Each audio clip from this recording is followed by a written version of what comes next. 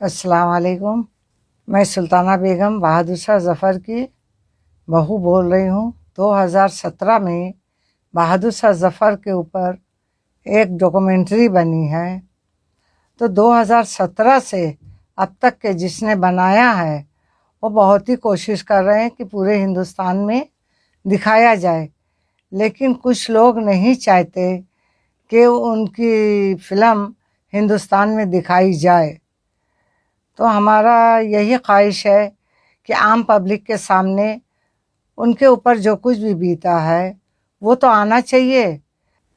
आइए, ये मूवी आप लोग भी देखिए और पसंद कीजिए। तो आप लोग भी ज़रा शेयर कीजिए ताकि मुझे भी हिम्मत मिले। सलाम, नमस्ते भारत।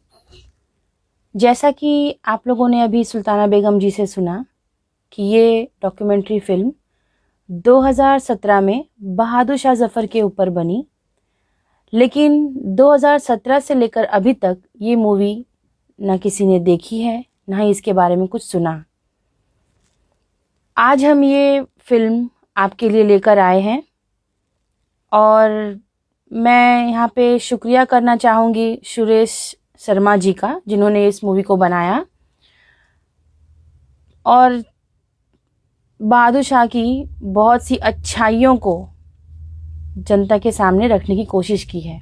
और मैं एक आपसे ये रिक्वेस्ट या गुजारिश करूँगी कि ज़्यादा से ज़्यादा इस वीडियो को आप शेयर करें ताकि हिंदुस्तान के हर कोने कोने तक ये बात पहुँच जाए कि मुग़ल गलत नहीं थे, क्योंकि हिंदुस्तान में अभी मुग़लों को लेकर इतनी गलत गलत बातें फैली हुई हैं जिसे सुनना मुझे तो बिल्कुल अच्छा लगता नहीं है, क्योंकि मैं उस ख़ानदान से हूँ, उस परिवार से हूँ, तो मैं जानती हूँ। तो मैं चाहूँगी कि मुग़ल साम्राज्य की अच्छाइयाँ लोगों के सामने आए। तो आइए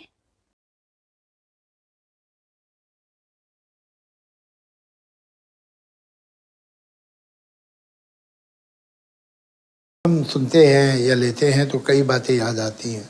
तो एक तो वो दौर ज़फ़र का याद आता है जो उर्दू शायरी के रिश्ते से है, और एक वो कि जब हम 1857 जो हिंदुस्तान की पहली जंग आज़ादी है उसके बारे में जब हम सोचते हैं तो बहादुर शाह ज़फ़र का नाम तो हमें याद आएगा ही, इसलिए कि उस वक्त तमाम लोगों ने वो जो अलग अलग राजा भी थे उन्होंने अपना नॉमिनल हेड कहेंगे लेकिन हेड लीडर बहादुर शाह ज़फ़र को ही बनाया था।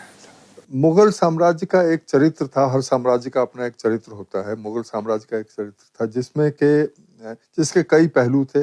एक उनका पहलू था जिसको हम पैटर्नलिज्म कहते हैं अंग्रेजी में, कि बादशाह संरक्षक है, पिता है पूरी इस प्रजा का। बहादुर शाह ज़फ़र उसी चरित्र की श्रृंखला में एक कड़ी है। आखिर में कामयाब नहीं हुआ 1857, वो अलग बात है, लेकिन जो अपनी शक्ति खो चुके थे, शक्तिहीन व्यक्ति ने आखिर में इतिहास में एक बड़ी भूमिका अदा की, ये अपने आप में बड़ी बात है। बहादुर शाह ज़फ़र 17वें और आखिरी मुगल बादशाह थे।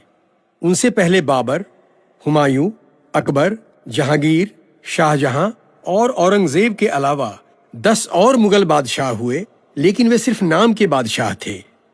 बहादुर शाह ज़फ़र का रोल हिंदुस्तान के इतिहास में दूसरे मुगल बादशाहों से अलग है।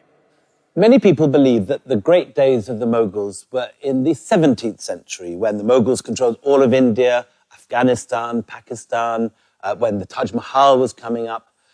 But I've always believed that for literature and for Delhi, in many ways, the high point was the reign of Bahadur Shah Zafar. But I've always been intrigued by Zafar. He's such an enormously gentle, kind, wise, clever man. और जितने बड़े लेखक और कवि हुए हैं उन्होंने सादगी और पुरकारी, ये दो शब्द इस्तेमाल किया जाता था।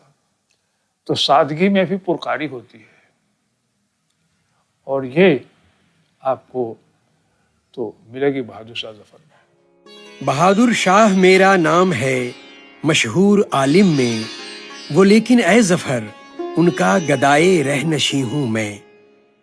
ज़फ़र का काफी समय दिल्ली के इस ज़फ़र महल में गुजरता था।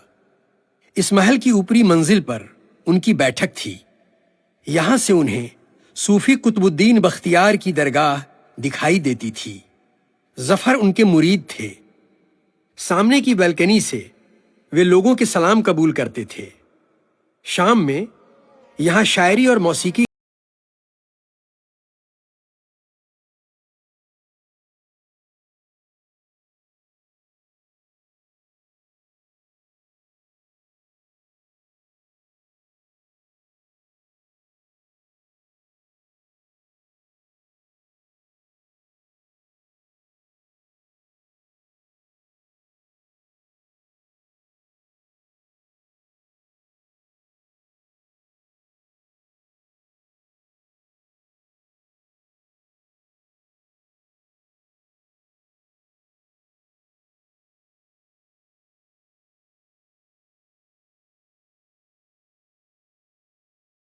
नसीर शायरी में उनके पहले उस्ताद थे। शेख इब्राहिम ज़ौक़ से वे बाद में इस्लाह लेने लगे। गालिब, मोमिन, दाग, अमीर मीनाई, सदरुद्दीन आजुर्दा और इमाम बख्श साहबाई उस दौर के मशहूर शायर थे। लाल किले के मुशायरे में वे शामिल होते थे। लाल किले के जफर महल में भी शायरी की महफिल जमती थी। बुरे हैं या भले हम तुम जफर लेकिन गनीमत है, यहां आएंगे फिर कर न हम जैसे न तुम जैसे। जफर की हिमायत के जुर्म में अंग्रेजों ने शायर साहबाई को गोली मार दी थी। आजुर्दा की सारी जायदाद जब्त कर ली थी। एहसानुल्लाह खान ने जफर की जिंदगी में उनकी गजलें जमा करके 4 दीवान छपवाए थे। मेरी जानिब से गैरों ने लगाया कुछ न कुछ होगा, न आया वो तो उसके दिल में आया कुछ न कुछ होगा। कुल्लियात, जिसमें जफर के 4 दीवान शामिल हैं, मतवाए मुस्तफाई दिल्ली से 1862 में छपा। बाद में कुल्लियात अनेक जगहों से निकला। जफर ने करीब 37,000 शेर लिखे हैं। दोस्त तो वह है जो मुसीबत के समय थाम ले हाथ, वह नहीं है दोस्त जो सिर्फ मालो दौलत के वक्त घेरे रहे अपने सगे संबंधियों के साथ। शेख सादी की गुलिस्तां पर उन्होंने टीका भी लिखी है। उनकी गजलों की अनेक किताबें हिंदी में भी छपी हैं। जफर की शायरी में प्यार है तो उसका दर्द भी है। उनका जो स्वाभिमान था उसने सिर नहीं झुकाया अंग्रेज के सामने, और ये जफर के जरिए हम कह सकते हैं कि अपने मुल्क की, अपने हिंदुस्तान की, उसके अवाम की शान का वो परचम लहरा रहे थे। इसलिए उस दौर के शायरों में जब भी जफर को याद किया जाएगा तो बादशाह कैसे थे यह बहस की चीज़ हो सकती है, लेकिन उर्दू शायरी में उनकी अपनी एक जगह है, ख़ास तौर से उनकी सादगी, इनका स्वाभिमान और उनका दर्द। बहादुर शाह जफर की मैंने काफ़ी गज़लें गाई हैं और सब मकबूल हुई। उनमें से एक गज़ल मैं आपको अभी सुना रहा हूँ। इसके बोल हैं, न किसी की आंख का नूर हूँ, न किसी के दिल का करार हूँ।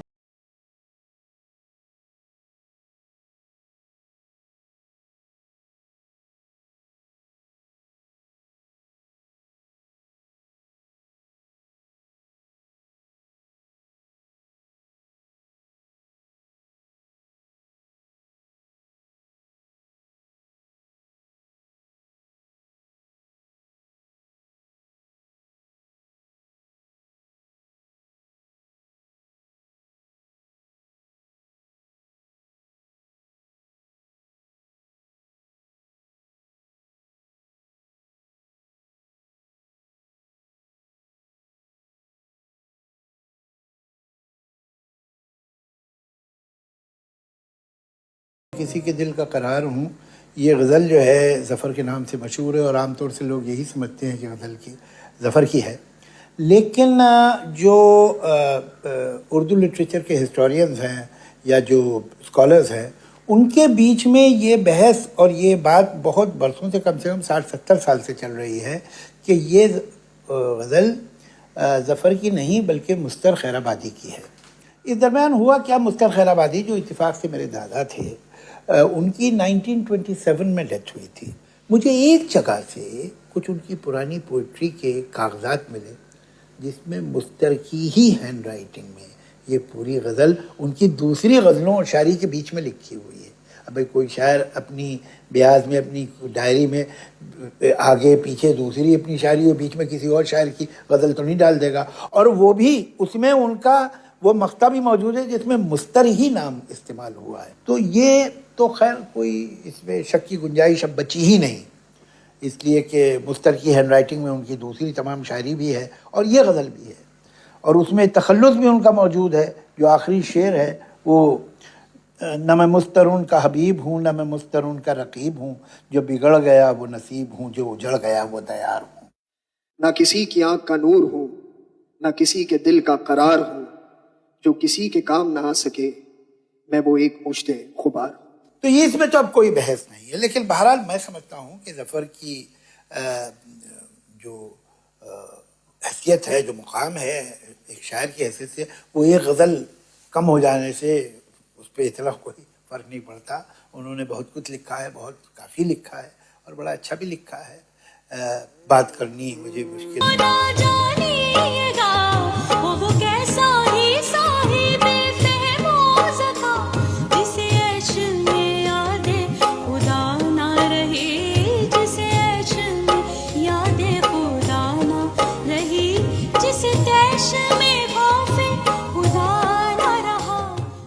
जफर को जब देश निकाले की सजा देकर रंगून भेजा गया तो उनके बेटे जवां बख्त भी साथ गए थे।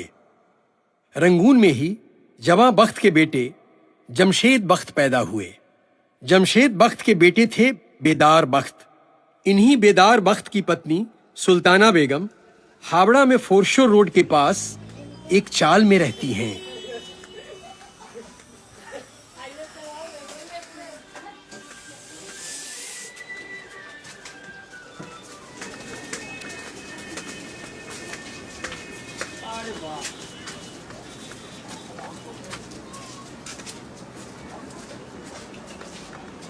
बहादुर शाह जफर जो जंग आज़ादी के पहले सिपह सालार थे, मैं उसी परिवार की बहू हूँ। लड़का हमारा एक है, वो बेचारा अपना गाड़ी वाड़ी चलाता है, कमाल बख्त नाम है उसका। और उसके बाद लड़की है सीमा बेगम, उसके बाद है रौनक ज़मानी बेगम, उसके बाद है तरन्नुम जहाँ, उसके बाद है तनवीर बेगम, उसके बाद है आखिरी में जीनत महल। जफर की यह चौथी पीढ़ी कलकत्ता के मामूली इलाके में पैदा हुई, लेकिन जफर दिल्ली के लाल किले में पैदा हुए। उनकी मां लाल बाई हिंदू थीं। वे लाल किले में दीवाने आम के पीछे रहती थीं। जफर 11 भाई थे, उनकी 6 बहनें थीं। जफर सबसे बड़े थे। बचपन में उनका नाम अब्बन था। पिता अकबर शाह सानी सूफी और शायर थे। दादा शाह आलम भी शायर थे। जफर बादशाह बने 1837 में। उस समय 62 साल के थे। जीनत महल से इसके 3 साल बाद शादी की। जीनत उस समय 19 साल की थी। जीनत की शादी में मेहर के बतौर 7 लाख रुपए तय हुए थे। जीनत को सुंदर पहनावों का शौक था। जफर की चौथी पत्नी शराफतुल महल मिर्जा मुगल की मां थीं। गायिका मानबाई से जफर ने 72 की उम्र में शादी की और उन्हें अख्तर महल का खिताब दिया। मिर्जा फखरू, मिर्जा खिज्र सुल्तान और मिर्जा मुगल सहित उनके 16 बेटे थे। 31 बेटियां थीं। अंग्रेजों ने 1857 के बाद जफर के अनेक बेटों को फांसी दे दी थी। अंडमान जेल जफर के ज्यादातर बेटों का होता है कि पुराने कंपोजिट कल्चर का बहुत असर था। उन्होंने उर्दू में जो शायरी की, एक तो वो नए अंदाज की थी कि बहर और काफ़ी और रदीफ से ज़्यादा खेल खेला जाए, जिसे आजकल कोई पसंद नहीं करता। लेकिन उनकी जो तख़य्युली शायरी थी, फ़िलोसॉफ़िकल शायरी थी, वो पुराने फ़ारसी और उर्दू ट्रेडिशन में थी जो मीर से मिलती थी। और इसी के साथ वो हिंदी के दोहे भी तसनीफ़ करते थे, भजन भी। होली पर भी एक उन्होंने तसनीफ़ किया, पंखे पर नज़्म लिखी, पंजाबी में भी तसनीफ़ की। तो एक तरह से वो जो हमारी पुरानी कंपोजिट कल्चर जिसे कहते हैं, जिसका जिक्र हमारे संविधान में भी है, उसके वो नुमाइंदे हुए। बादशाह के रूप में जफर ने सभी जमात के लोगों को बराबर अहमियत दी, हिंदुओं की भावनाओं का खास ख्याल रखा। कहा जाता है कि जो रामलीला ग्राउंड है दिल्ली में, वो रामलीला ग्राउंड इसलिए बना क्योंकि बहादुर शाह जफर ने वहां पर पहली रामलीला कराई थी, शायद 1845 में या उसके आसपास। रामलीला की वह परंपरा आज भी जारी है। मंगल भवन अमंगल हारी,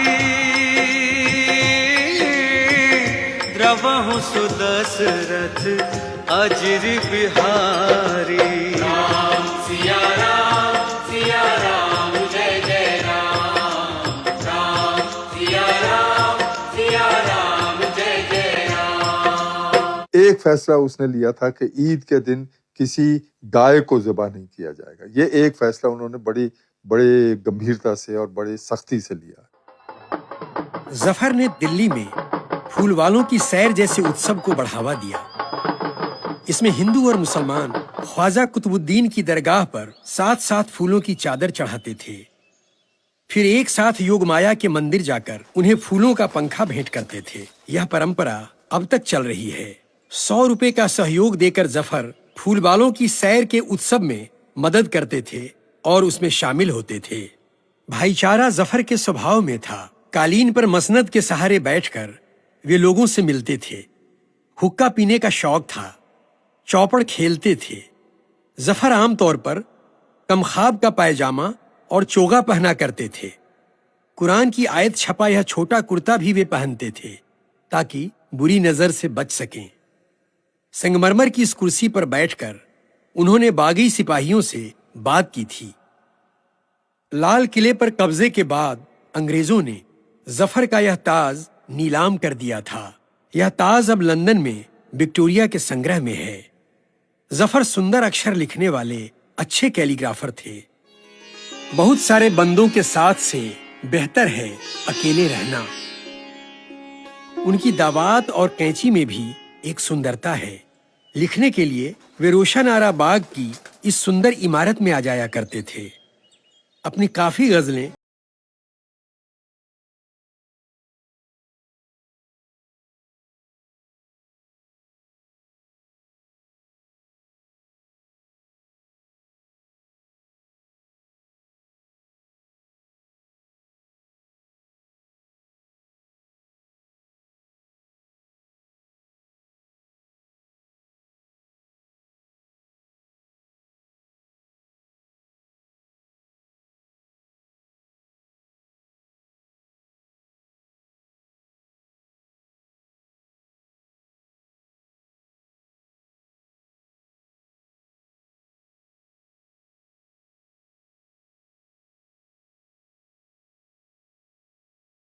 उन्होंने कई पुरानी इमारतों को नया रूप दिया। कुदसिया बाग मस्जिद की उन्होंने मरम्मत कराई थी। लाल किले के पास की सुनहरी मस्जिद को नया रूप दिया था। दोनों ही मस्जिदें कुदसिया बेगम ने बनवाई थीं। वे 12वें मुगल बादशाह मुहम्मद शाह रंगीले की बेगम थीं। जफर ने अनेक सुंदर इमारतें भी बनवाईं। सफेद संगमरमर का हीरा महल उन्होंने लाल किले के अंदर बनवाया था। यहाँ खुले में वे सुबह शाम बैठा करते थे। हीरा महल के सामने जफर ने एक कुआं भी खुदवाया था। इस कुएं पर फारसी में लिखे अपने एक शेर में उन्होंने कहा है, इस यादगार कुएं का मीठे शरबत जैसा पानी जिंदगी देने वाला है। हयात बख्श बाग के हौज में उन्होंने एक छोटा जफर महल बनवाया था। सलीमगढ़ किले की दीवार में यह यमुना गेट जफर का बनवाया हुआ है। इस गेट से होकर वे अक्सर यमुना में मछली पकड़ने जाते थे। सलीमगढ़ किले में जाने के लिए यह गेट जफर ने बनवाया था। उन्होंने जामा मस्जिद के दरगाह आसार शरीफ को भी नया रूप दिया। इसमें हजरत मोहम्मद की यादगार वस्तुएं रखी हुई हैं। महरौली के जफर महल का हाथी दरवाजा जफर का बनवाया हुआ है। किसी मुगल का बनवाया यह अंतिम विशाल दरवाजा है। जैसे बेदार साहब कहते थे, सुल्ताना तू घबरा नहीं, तुझको फकर होना चाहिए, तू किसकी बहू है और किसकी बीवी है। जाने दो, तेरे लिए हम यादगार एक बांस का ताजमहल बना देंगे। शाहजहां तो ताजमहल बना गए, हम बांस का बना देंगे। वो कहते थे आज हर एक दुनिया का एक जर्रा हुआ है बेदार, हाय बेदार मुकद्दर मेरा बेदार है। जफर को कबूतर पालने का बहुत शौक था।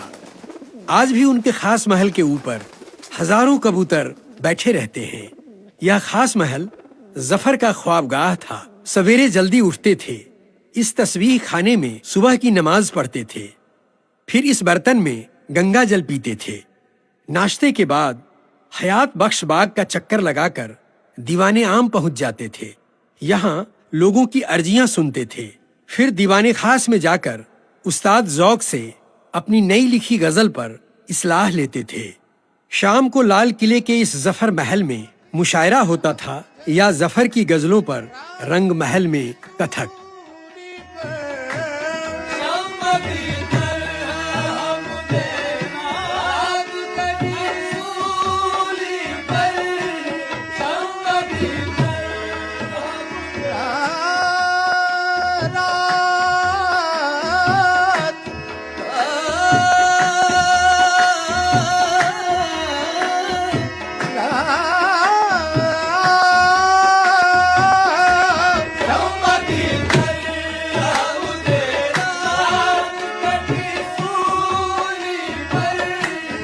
रात को 10:30 के बाद जफर परिवार के साथ खाना खाते थे।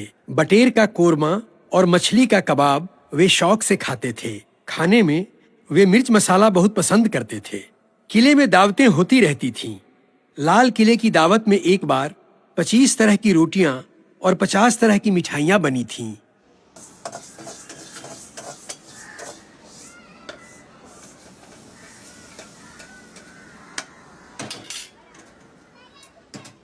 मेरी शादी 12-13 साल की उम्र थी तो बेदार साहब की एक खाला, वहाँ कलकत्ते में मेहंदी बगान एक जगह है, उनकी खाला वहाँ रहती थी और हमारी माँ की भी खाला रहती थी। तो वो बोली कि देखो अपनी लड़की का शादी इनसे करा दो। तो अकबर बादशाह के खानदान से, मुझको क्या मालूम, हम तो खेल रहे हैं अकबर बादशाह कौन है। तो उनका उम्र वही 45 साल उस वक़्त। मेरी शादी 15 अगस्त को हुई। वो बोले कि जिस दिन देश आज़ाद हुआ उस दिन हम शादी करेंगे। और उनकी पैदाइश तो 22 दिसंबर 1920 की। 1921 में उनके नाना वहाँ से जब जमशेदबद का इंतकाल हो गया तो प्यारे मिर्ज़ा जो उनके नाना थे वो उनको फूल की टोकरी में रंगून से छुपाकर इंडिया ले आए। प्यारे मिर्ज़ा का इंतकाल जब बेदार वक्त 18 साल के थे तो उनका इंतकाल हो गया तो बेदार वक्त खुद भागने लगे। 47 में जब आज़ादी मिली तब उनको जाहिर किया गया कि ये मुगल का बच्चा है। उसके बाद 1960 में उनको नेहरू ने पेंशन देना शुरू की 250 रुपए। तो शादी के बाद फिर जब कहा गया कि भाई हमारा बच्चा है और हमने शादी कर ली है तो उस वक़्त किया 400 रुपए। अटल बिहारी वाजपेयी जी ने 50,000 मुझको और 50,000 टीपू सुल्तान के खानदान को भेजा। फिर जब प्रतिभा पाटिल से जब मैं मिली, किसी ने मिलाया तो उन्होंने 6,000 रुपया 2010 से मुझे मिल रहा है। पापा ने भी मेरे बहुत मेहनत की है। वो पत्थर का थोड़ा ये करते थे, जो आता ना स्टोन, वो कलकत्ता में कवलेसरी बोल के जहाँ हम लोग रहते थे तालतला, वहाँ लगाते थे डैडी। फिर लोगों को कोई प्रॉब्लम रहता था वो सॉल्व करते थे डैडी। कुछ उन्होंने हकीमी दवा का भी ये किया था, वो भी इंसान सबको देते। उसके बाद ये सब जो नग होता है इसका भी कारोबार किए। वो फुटपाथ पे बैठ के बेचा करते थे। दादा जो थे बहादुर शाह जफर, उनका डायरी उनके पास था। अब वो खुद शेर लिखते थे। मेरे डैडी का आवाज़ भी बहुत अच्छी थी। एक गाना गाते थे वो, कौन सा गाना, ओ ये गाना था, क्या करूँ सजनी आए न बालम, ये गाना गाते थे। उनकी आवाज़ बहुत अच्छी है,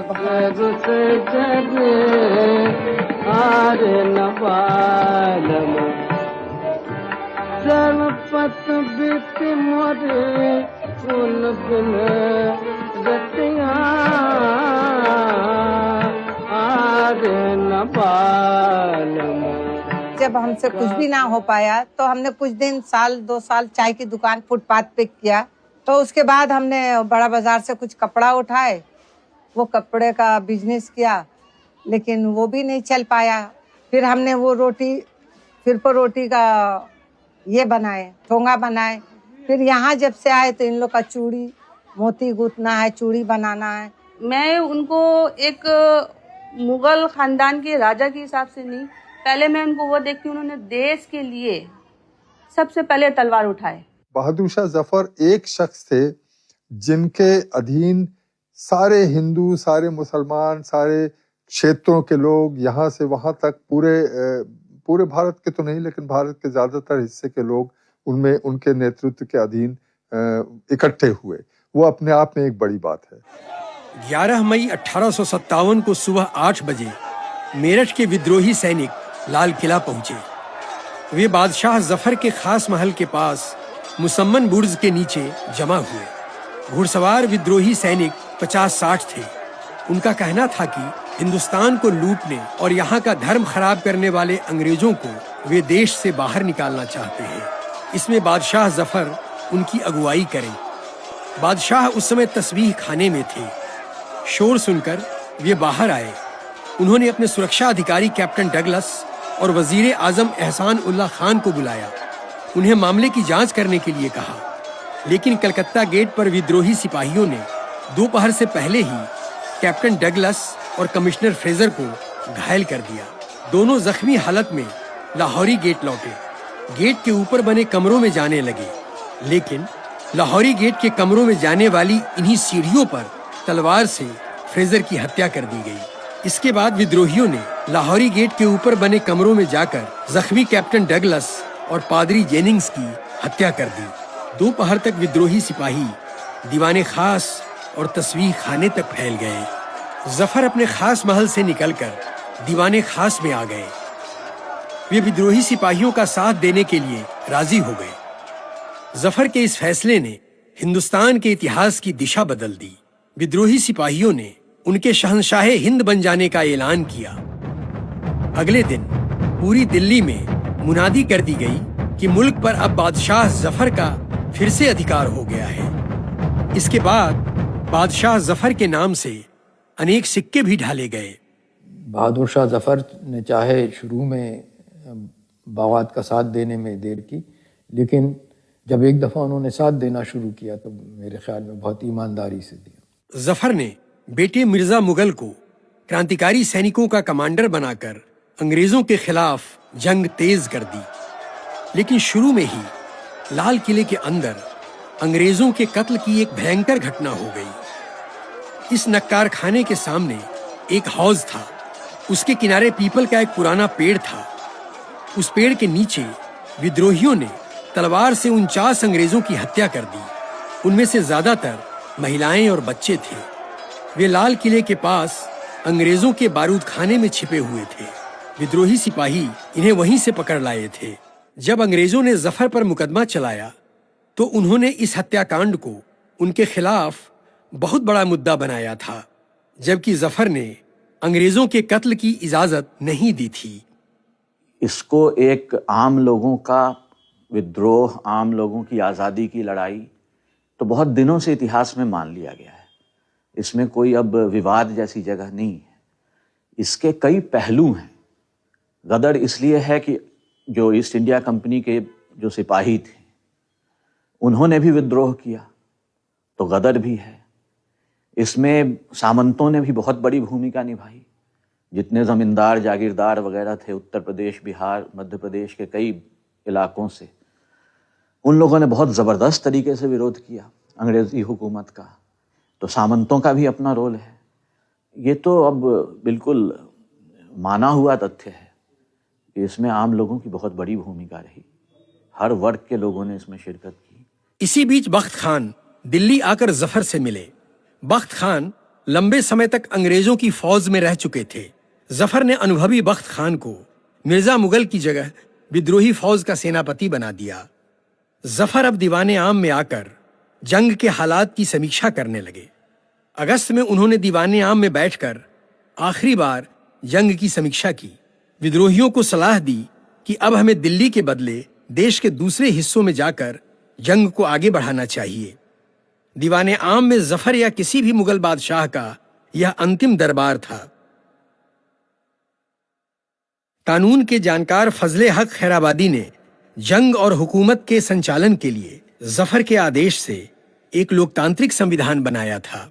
मेरे जो ग्रैंडफादर के ग्रैंडफादर थे फजले हक खैराबादी, वो बड़े लर्नड आदमी थे, बड़े काबिल आदमी थे। लॉ, लॉजिक, फ़िलासफ़ी ये उनका सब्जेक्ट था। अपने वक्तों में अवध में वो सदरुल सुदूर यानी जो चीफ जस्टिस कहलाता था वो भी रहे थे। गालिब का जो दीवान जिसे हम आज देखते हैं ये फजले हक खैराबादी ने ही एडिट किया था और आज़ादी की लड़ाई में उन्होंने पूरा हिस्सा लिया। एक काउंसिल बनी हुई थी, ये तो मेरठ में जो हुआ उसकी वजह से एक तरह से मामला जल्दी शुरू हो गया, वरना जो प्लानिंग चल रही थी वो एक काउंसिल थी 21 आदमी की जो इस पे काम कर रही थी कि भाई कैसे करना है ये काम और अंग्रेज़ को कैसे निकालना है और अगर वो निकल जाएंगे तो क्या होगा। तो एक कॉन्स्टिट्यूशन भी ड्रॉ किया गया था कि जब हिंदुस्तान आज़ाद होगा तो ये कॉन्स्टिट्यूशन होगा और उसके लिखने वालों में सबसे पहला नाम जो है फजले हक खैराबादी का था। 1859 में 1859 में मई 27 को फायर क्वीन नाम के एक जहाज़ से कलकत्ता से उन्हें भेजा गया अंडमान और फिर 1861 में उनकी वहीं डेथ हुई। लेकिन इस अरसे में उन्होंने फिर वहाँ एक किताब लिखी, वहाँ भी उस जेल में उन्होंने किताब लिखी जो अवेलेबल है, बागी हिंदुस्तान। और उसमें उन्होंने जो अंग्रेज़ के जुल्म थे उस ज़माने के या जो उस ज़माने में एक्सप्लॉयटेशन था उसकी बहुत डिटेल से उसके बारे में लिखा। जॉन निकलसन ने सितंबर में अपनी फौज के साथ कश्मीरी गेट पर भारी हमला करके उस पर कब्जा कर लिया, लेकिन खुद वह बुरी तरह घायल हो गया जिससे बाद में उसकी मौत हो गई। हमले के दौरान निकलसन ने इसी दूरबीन और खूनी तलवार का इस्तेमाल किया था। 1857 में 40,000 विद्रोही सिपाही शहीद हुए थे। कश्मीरी गेट पर कब्जे के बाद अंग्रेजों ने दिल्ली के लोगों से बदला लेने के लिए उनका कत्लेआम शुरू कर दिया। जफर ने अपनी एक नज्म में लिखा, गई यक बयक जो हवा पलट, नहीं दिल को मेरे करार है, करूं उस सितम का मैं क्या बयां, मेरा गम से सीना फिगार है। ये रियाए हिंद तबाह हुई, क्या क्या न उस पे जफा हुई, जिसे देखा हाकिम वक्त ने कहा ये भी काबिले दार है। मुझे तो अपने बचपन से याद है कि जो नज़में गाई जाती थी इस मुल्क में राष्ट्रीय आंदोलन में, उनमें इस नज़्म की बहुत बड़ी जगह थी। मेरी खाला रेहाना तैयब जी जो गांधी जी के आश्रम में थी, वो और मेरी वालदा उनकी छोटी बहन थी सुहैला तैयब जी उस वक्त, तो ये दोनों अहमदाबाद सेशन गई थी। अपने वालिद अब्बास तैयब जी जो गांधी जी के एसोसिएट थे, तो गांधी जी ने इनसे कहा था कि तुम लोग वंदे मातरम गाओ और गई यक बयक जो हवा पलट गज़ल है उसे गाओ। तो इन दोनों ने ये गाई थी अहमदाबाद कांग्रेस में दिसंबर 1921 में। ये मुझे बताया गया कि गांधी जी को ये बहुत पसंद थी। गई यक बयक जो हवा पलट, नहीं दिल को मेरे करार है, करूं इस सितम का मैं क्या बयां, मेरा गम से सीना पुकार है। 18 सितंबर को अंग्रेज चांदनी चौक तक आ गए। जफर को लग गया अब लाल किले पर अंग्रेजों का कब्जा होने वाला है। जफर ने 19 सितंबर की रात अपने खास महल में अकेले गुजारी। अगले दिन 20 सितंबर को दिन निकलने से पहले ही जफर खास महल के नीचे बने इस खिजरी गेट से बाहर निकल गए। यहां से जफर हजरत निजामुद्दीन की दरगाह पर पहुंचे। दरगाह के बरामदे में दरवाजे से पीठ टिकाकर बैठ गए। दरगाह की देखभाल करने वाले गुलाम हसन चिश्ती ने 3 दिनों से भूखे जफर को यहीं बरामदे में बेसन की रोटी खिलाई। खाने के बाद जफर ने गुलाम हसन को अपनी बादशाहत की मुहर सौंपी।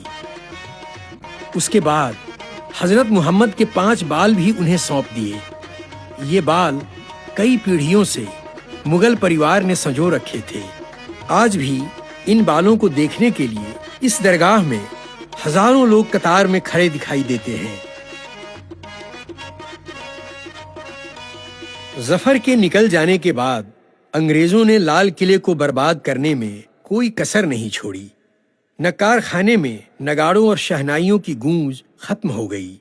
वह एक अंग्रेज स्टाफ सर्जेंट का निवास बन गया। दीवाने आम में अंग्रेज अफसर आराम फरमाने लगे। वहां अब मनोरंजन और गपशप का माहौल था। दीवाने आम के पीछे बादशाह के खास प्रवेश द्वार को कैंटीन बना दिया गया। रंगमहल अफसरों का मेस बन गया। यहाँ वे लंच और डिनर करने लगे। मुमताज महल को बिल्कुल बदल दिया गया। वह फौजी कैदखाना बन गया। हौज में बने छोटे जफर महल में मुशायरा होता था। अंग्रेज अफसरों ने उसे स्विमिंग पूल बना लिया। हयात बख्श बाग में सुंदर फूलों की क्यारियां थीं। वहां अब अनेक टॉयलेट बना दिए गए। अंग्रेजों ने लाल किले के मशहूर दरवाजे लाहौरी गेट का नाम बदल दिया। जफर का लाहौरी दरवाजा अब विक्टोरिया गेट हो गया था। जफर अब लाल किले में नहीं, हजरत निजामुद्दीन की दरगाह पर थे, जहां से उन्हें आगे का सफर तय करना था। निजामुद्दीन चिश्ती की दरगाह से निकलकर जफर हुमायूं के मकबरे में आ गए। हुमायूं के मकबरे का यही वह कमरा है जहां गिरफ्तारी से पहले जफर ने आजाद इंसान के रूप में आखिरी रात गुजारी। इसी रात बख्त खान पूर्वी गेट से जफर से मिलने पहुंचे। ये बख्त खान और उनके साथियों का फैसला था कि अब दिल्ली पे रेजिस्टेंस नामुमकिन है, तो अब दोआब में जाना चाहिए। और एक्चुअली ये कोई गलत फैसला नहीं था।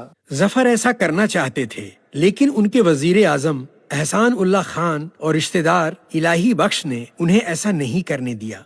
इलाही बख्श ने अंग्रेज अफसर विलियम हॉडसन को बता दिया कि जफर हुमायूं के मकबरे में है। अगले दिन हॉडसन जफर को गिरफ्तार करने के लिए एकदम सुबह हुमायूं के मकबरे पहुंचा। जफर की गिरफ्तारी 21 सितंबर 1857 को मकबरे के पश्चिमी गेट की ओर जाने वाले इसी रास्ते पर हुई। जफर के सामने आते ही हॉडसन ने पहले जफर से उनकी तलवार ले ली। उसके बाद उन्हें गिरफ्तार कर लिया। क्योंकि जफर साहब ने घुटना नहीं टेका अंग्रेजों के आगे, मिट्टी से वफादारी की है। लेकिन हमारे बच्चे सीना सर उठा के तो चल सकते हैं। हॉडसन ने जफर को गिरफ्तार करने के अगले दिन 3 मुगल शाहजादों मिर्जा मुगल, मिर्जा अबू बकर और मिर्जा खिज्र सुल्तान को भी हुमायूं के मकबरे से गिरफ्तार किया। मिर्जा मुगल से उनकी तलवार ले ली। फिर तीनों शाहजादों को इस काबुली दरवाजे पर लाकर गोली मार दी। तब से इस दरवाजे को खूनी दरवाजा कहा जाता है। इन शाहजादों ने क्रांति के सिपाहियों की अगुवाई की थी। हॉडसन ने तीनों शाहजादों की लाशें 3 दिनों तक चांदनी चौक की कोतवाली पर लटकाए रखी थी। हुमायूं के मकबरे से जफर को गिरफ्तार करने के बाद पहले थोड़े समय के लिए उन्हें लाल किला ले गए। उसके बाद उन्हें चांदनी चौक के पास पत्नी जीनत महल की हवेली में ले आए। अपनी बनाई इस हवेली में भी जफर कुछ समय तक कैद रहे। एक अंग्रेज अफसर जॉर्ज कैंपबेल ने यहाँ कैदी जफर से मुलाकात की थी। कैंपबेल ने देखा था कि जफर पिंजरे में बंद जानवर की तरह रखे गए थे। जफर के गार्ड उनसे खड़े होकर सलाम करने के लिए कह रहे थे। मुगल हुकूमत इसलिए खत्म हुई कि देखिए, घर के चिराग से घर को आग लगती है। तो जैसे कि इलाही बख्श, उनके समधी, वो एक एक रत्ती का रिपोर्ट देते थे कि जफर साहब क्या कर रहे हैं, खांस रहे हैं, क्या खा रहे हैं, क्या गुफ्तगू कर रहे हैं। ये एक एक रिपोर्ट फिरंगियों को देते थे। एक धारणा ये भी है कि बहादुर शाह जफर की जो बेगम थी जीनत महल, जो उनकी सबसे चहेती बेगम थी, मिली हुई थी अंग्रेजों के साथ। वो तैयार हो गई थी इस बात पर कि बहादुर शाह जफर समर्पण कर देंगे, लेकिन उनकी जीवन की सुरक्षा की गारंटी ईस्ट इंडिया कंपनी दे दी गई। ये भी माना जाता है। जीनत महल पर जब कुछ क्रांतिकारियों को शक हुआ कि वे अंग्रेजों से मिली हुई हैं, तो वे उनकी हवेली का दरवाजा तोड़ने के लिए यहां पहुंचे। लेकिन यह दरवाजा इतना मजबूत था, जो आज तक दिखाई दे रहा है, यह उनसे नहीं टूटा और वे लौट गए। हो सकता है कि जीनत महल ने ये इस नतीजे पर पहुंच करके कि अब इनके सफलता का कोई पॉसिबिलिटी नहीं है, कोई संभावना नहीं है, इसलिए वो उनकी जान बचाने के लिए इस पर तैयार हो गई। बहुत मुमकिन है। जीनत महल की हवेली में कुछ समय तक रखे जाने के बाद जफर को यहाँ लाल किले के दक्षिणी इलाके में नासिर हुसैन मिर्जा के मकान में ले आए। यहाँ पर वे 4 महीने 6 दिन तक कैद में रहे। जफर के मुकदमे की सारी कार्यवाही उन्हें इसी सफेद मकान में रखकर पूरी की गई। एल्सबरी के एक राजनेता और इतिहासकार ऑस्टिन हेनरी लेयर्ड इस कैद खाने में जफर से मिले थे। उन्होंने देखा था कि जफर एक साधारण से पलंग पर बैठे थे। जफर ने लेयर्ड को अपनी बांह का घाव दिखाया था। उस पर मक्खियां बैठ रही थीं। लेयर्ड को जफर ने बताया कि वे अपनी मर्जी से हकीम को नहीं बुला सकते। उन्हें ठीक से खाना भी नहीं दिया जाता। लेयर्ड जब लंदन गए तो उन्होंने जफर के साथ हो रहे इस बुरे बर्ताव के लिए ब्रिटेन सरकार की कड़ी आलोचना की थी। लेकिन तकलीफ की इस हालत में भी जफर का गजल लिखना जारी था।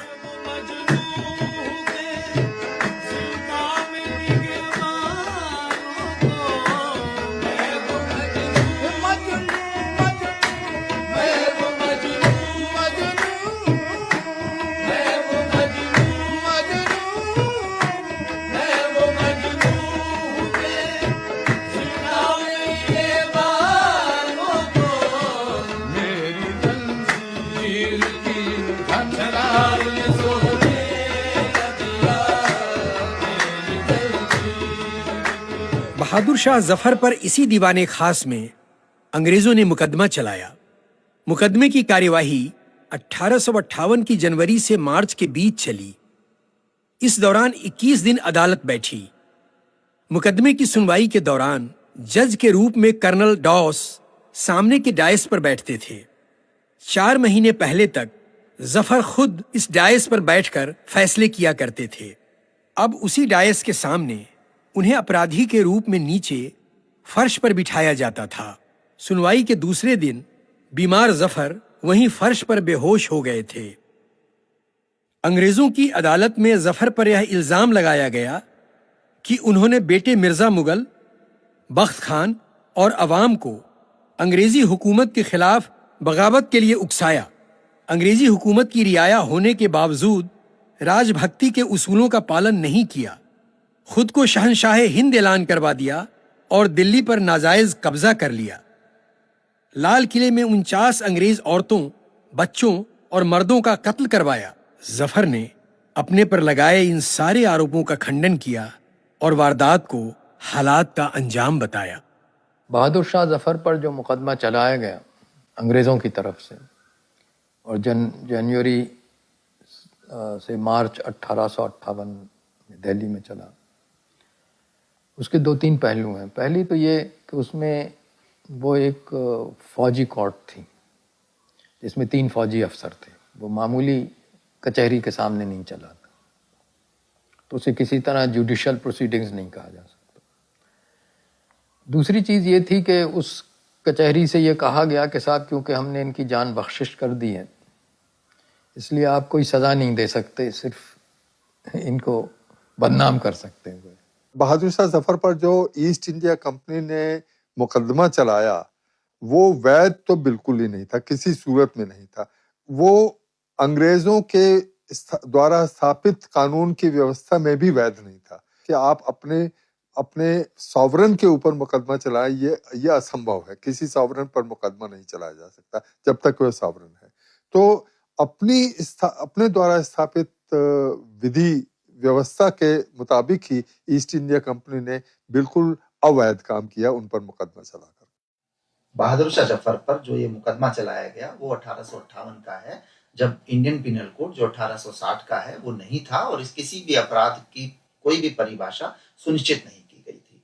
तो इसीलिए अंग्रेजों ने उस अपराध की परिभाषा अपने हिसाब से सुनिश्चित की और जफर पर लगाए गए चारों आरोपों को उन्होंने आसानी से साबित कर लिया। अंग्रेजों की अदालत ने जफर को सभी आरोपों का दोषी ठहराते हुए उन्हें मौत की सजा दी, लेकिन हॉडसन ने चूंकि उनसे जान बख्शी का वायदा किया था, इसलिए उन्हें देश निकाला देकर उम्र कैद की सजा सुनाई गई। कुल मिला के इस मुकदमे में अंग्रेजों ने 21 गवाहों को पेश किया। उन 21 गवाहों में से जफर के वकील ने केवल 6 गवाहों को क्रॉस एग्जामिन किया। कोर्ट की जो कार्यवाही थी वो अंग्रेजी में हो रही थी और जफर को अंग्रेजी समझ में नहीं आती थी और अंग्रेजों को उर्दू समझ में नहीं आती थी, इसलिए दोनों पक्ष एक दूसरे को कितनी अपनी बात समझा पाए ये कहना मुश्किल है। और इस काम के लिए अंग्रेजों ने जितने भी उर्दू के दस्तावेज थे उसको अंग्रेजी में ट्रांसलेट भी किया, और वो जो अंग्रेजी में उन्होंने ट्रांसलेट किया वो कितना, और ट्रांसलेट करने वाले भी अंग्रेज थे, और वो कितना न्याय संगत था इसको भी नहीं कह सकते हैं। मुकदमे की कार्यवाही में कई बार जफर ने अपने सिग्नेचर और अपनी हैंडराइटिंग को डिनाई भी किया, उसको रिकॉर्ड में कंसीडर नहीं किया गया। उसके अलावा जो जफर के वकील थे गुलाम अब्बास, जो कि उनके दोस्त थे, वो भी अंग्रेजी नहीं जानते थे। कैसा मुकदमा चल रहा था जिसमें एक पक्ष को दूसरे पक्ष की भाषा ही समझ में नहीं आती थी। और इतना ही नहीं, अंग्रेजों ने जफर को इस मुकदमे के खिलाफ अपील का अधिकार भी नहीं दिया। फैसले में ही लिख दिया गया कि आपको अपील का कोई अधिकार नहीं होगा। तो हम इसमें आसानी से कह सकते हैं कि ये पूरा मुकदमा एक तरफा था, एक तरफा इसकी कार्यवाही चली और अंग्रेज जैसा चाहते थे वैसा उन्होंने फैसला लिख दिया। न वो ताज है न वो तख्त है, न वो शाह है न दयार है, कटे गम ही निकले जो दम मेरा, मुझे अपनी जिंदगी बार है। ऐ जफर यह थी तुम्ही तक इंतजामे सल्तनत, अब न आगे वली अहदी अब न नामे सल्तनत। जफर दिल्ली के अपने आखिरी दिनों में सलीमगढ़ किले के कैद खाने में रहे। उन्हें नासिर हुसैन मिर्जा के मकान से बाद में यहां ले आए थे। फैसला सुनाए जाने के 7 महीने बाद 7 अक्टूबर 1858 को यहीं से जफर देश निकाले की सजा भुगतने के लिए रवाना किए गए। कलकत्ता गेट से सुबह 4 बजे जफर बाहर निकले। वे बैलगाड़ी पर थे। पत्नी जीनत, बेटे जवां बख्त और शाह अब्बास उनके साथ थे। 25 और लोग भी थे। कलकत्ता गेट से निकलकर यमुना के इस नाव वाले पुल से गुजरते हुए आखिरी मुगल जफर ने दिल्ली को अलविदा कहा। जफर पहले कानपुर पहुंचे। उनके साथ चल रहे अंग्रेज अफसर ओमैनी ने दिल्ली के कमिश्नर सॉन्डर्स को पत्र लिखा कि जफर ने कानपुर में पहली बार रेल देखी। स्टेशन पर इंग्लिशमैन की धुन बज रही थी। जफर को बहुत मजा आया। कानपुर से जफर इलाहाबाद किले में लाए गए। यहीं जफर को रंगून भेजने का आदेश आया। यह जानकर साथ के आधे लोग दिल्ली लौट गए। इलाहाबाद से मिर्जापुर आकर जफर पानी के जहाज पर सवार हुए। 15 दिनों के बाद वे कलकत्ता के पास डायमंड हार्बर पहुंचे।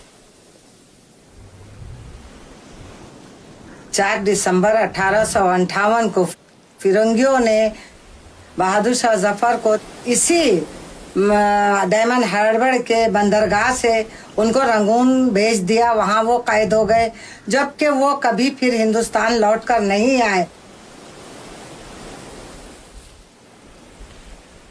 अगले दिन जफर का जहाज रंगून के बंदरगाह पर पहुंचा। पहले उन्हें श्वेडागोन पगोडा के पास मेन गार्ड्स में 5 महीने रखा गया। उसके बाद वे उसी जगह अपने लिए बनाए गए नए कैद खाने में चले गए। कैद खाना लकड़ी का बना था। कैद खाने में जफर सहित 15 लोग थे। सबको खाने पीने पर खर्च के लिए रोजाना 11 रुपए दिए जाते थे। लिखने पर पाबंदी के बावजूद जफर यहां भी अपनी गजलों में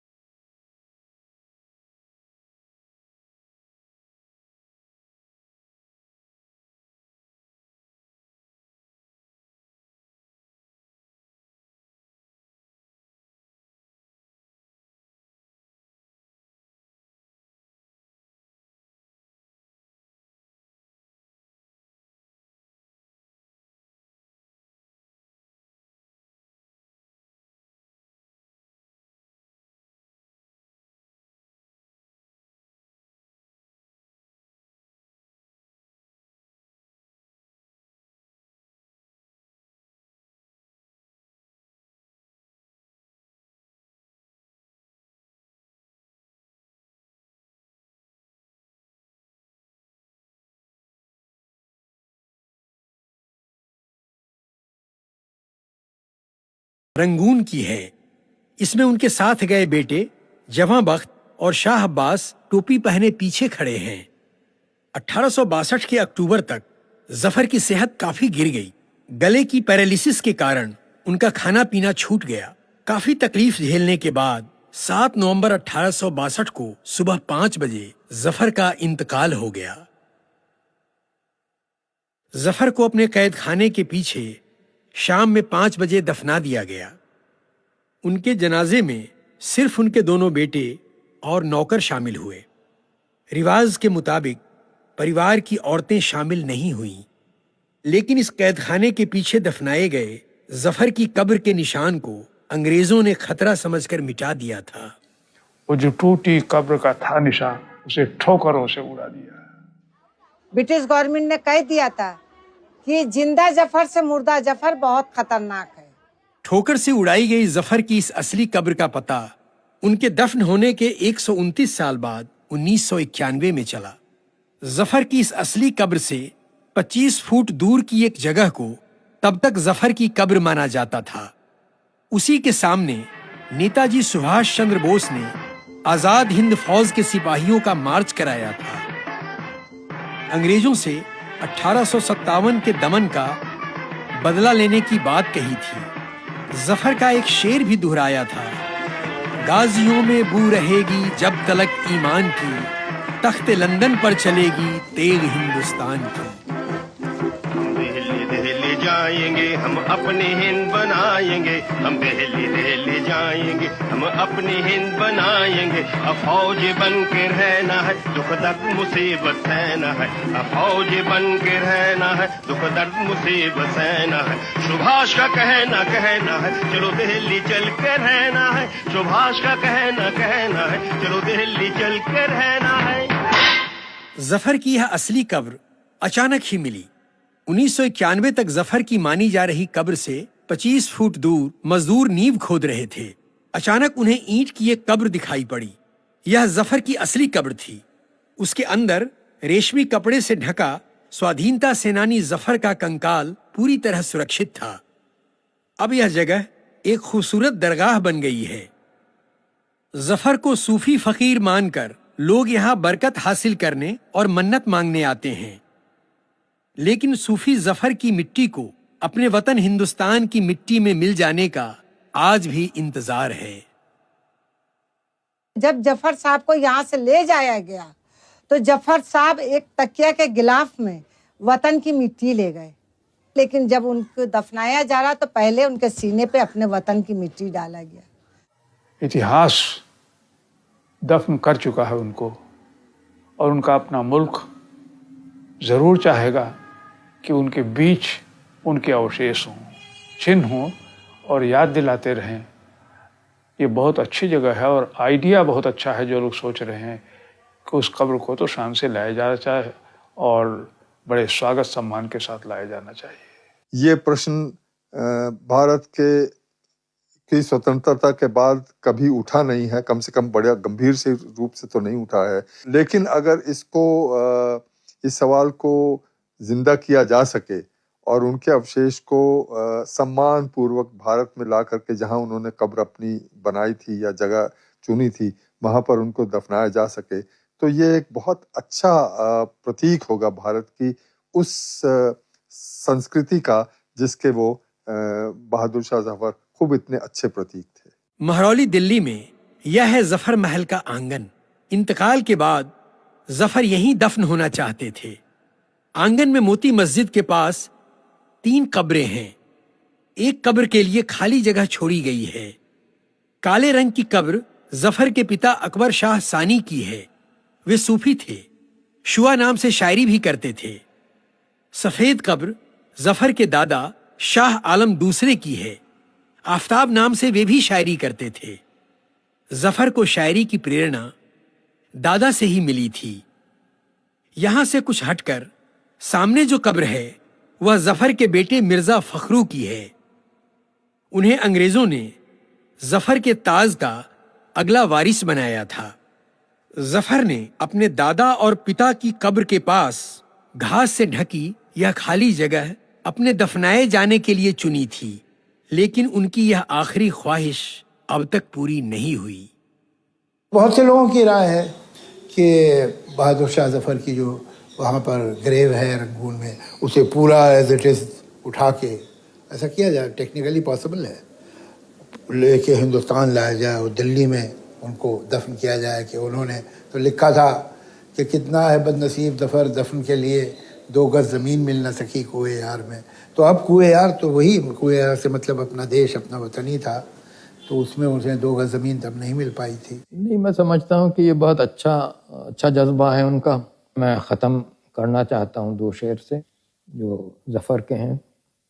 मैं वो कुश्ता हूँ कि जिसकी लाश पर है दोस्तों एक ज़माना दीदे हसरत से तकता जाएगा। ए ज़फ़र कायम रहेगी जब तलक इक़लीम हिंद, अख्तर अक़बाल इस गुल का चमकता जाएगा। आप ज़रा इस पे गौर करें, कायम रहेगी जब तलक इक़लीम हिंद।